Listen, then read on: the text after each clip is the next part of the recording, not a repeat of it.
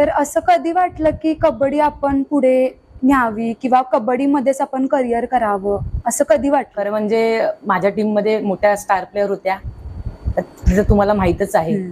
त्यांच्याकडे बघून असं वाटत होतं की नाही, मी पण ह्या क्षेत्रात माझं अस्तित्व निर्माण करायला पाहिजे.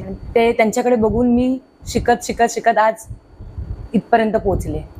मग त्यावेळेला असं कधी वाटलं की बाबा एखादा खेळाडू तुला आवडला आणि त्याच्याकडून आपण काहीतरी शिकावं, वाटलं का की बाबा त्याच्या एखादी स्किल आपण चोरावं असं तर किंवा वाटलं काय? खूप वेळा. आणि ती खेळाडू तर तुम्हालाही माहिती आहे, आता एशियन गेम्स खेळून आली, स्नेहल शिंदे.